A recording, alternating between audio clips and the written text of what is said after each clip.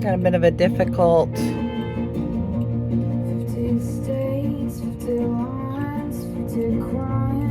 unprotected left.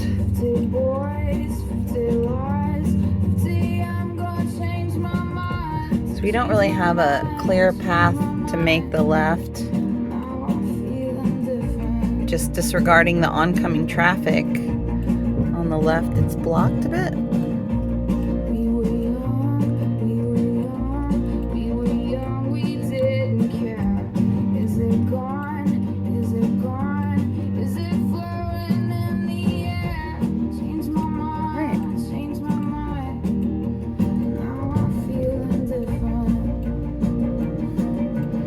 I'd say that was pretty nice.